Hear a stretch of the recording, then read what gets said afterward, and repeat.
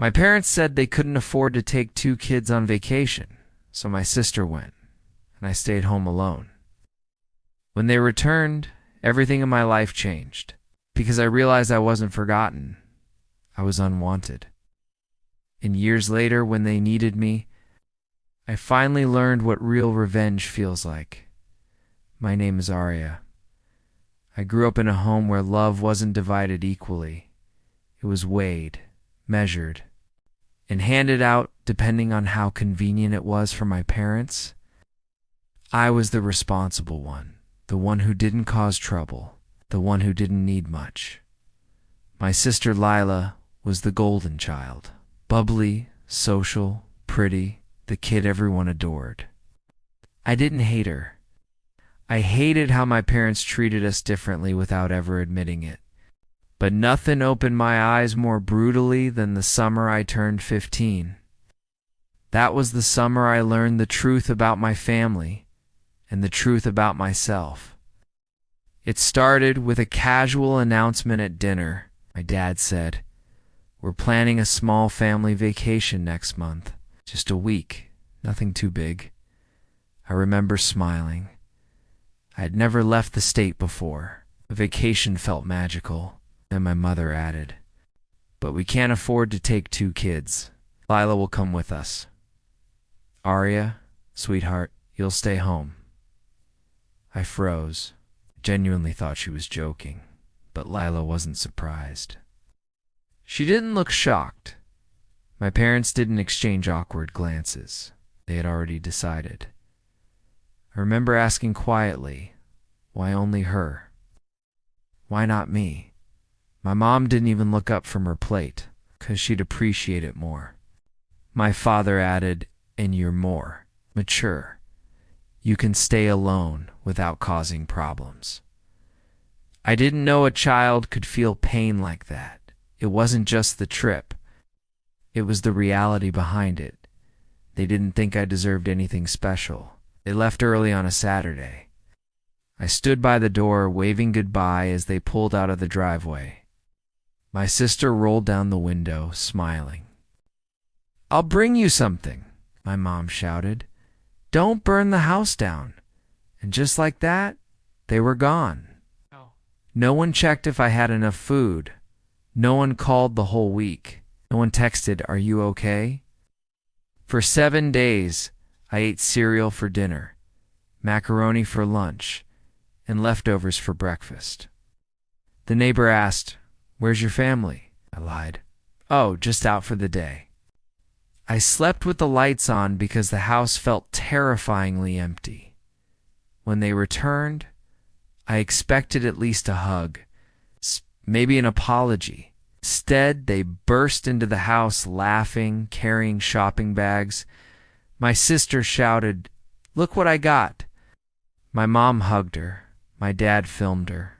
No one even noticed me standing in the hallway. No one asked how my week was. No one asked if I ate, slept, or felt safe. I realized then I wasn't the forgotten child. I was the invisible one. Over the years, the pattern continued. Lila got new clothes. I got hand-me-downs. Lila got praise. Got responsibilities. Lila got support. I got "You're strong, you can handle it." I stopped trying to impress them. Stopped expecting anything. When I graduated high school with honors, they skipped my ceremony because they were on a business trip. Later, I learned they were at my sister's dance competition. That was the day something inside me hardened. Not anger, clarity. If I wanted love, respect, validation, I had to build it myself. So I did. I put myself through college. I worked 3 part-time jobs. I studied late into the night, built connections, applied for internships, and learned digital marketing on my own. While my sister partied her way through life, I was grinding through it. At 24, I landed a job at a rising startup. At 26, I became their head of marketing. At 29, I launched my own agency. By 32, my company was generating seven-figure revenue. I bought a house, a car, a life. And I did it all without a single call from my parents. I wasn't angry anymore. Just done. It happened on a quiet Wednesday afternoon. My assistant buzzed the intercom. "There's a couple here to see you," they say. "They're your parents." I froze. When I walked into the lobby, I barely recognized them. My mother looked older, thinner. My father looked defeated.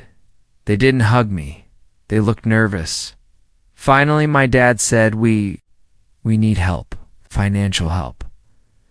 They went on to explain, "My father lost his job. My mother's small business failed.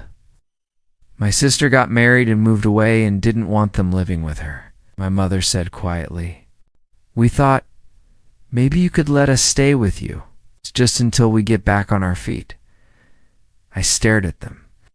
These were the same people who left me home alone at 15, the same people who never attended a single milestone in my life, the same people who didn't call me once in 10 years. I asked, "Why ask me? Why not Leela?" My mother's voice cracked. "Because," she said, "no." I let silence fill the room. Then I said the calmest, coldest sentence of my life. "I can't help you. I don't have space in my life for people who never had space for me." My mother's face fell apart.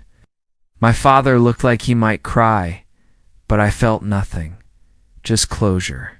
A month later, I went on my own vacation, my first real one. Not because I needed a break, but because I wanted closure. I sat on a quiet beach, waves crashing, sun warming my skin, and I realized I didn't need revenge.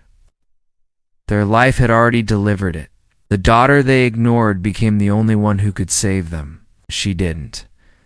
Not out of spite, out of self-respect. That was the day I finally stopped being invisible. I wasn't the forgotten child anymore.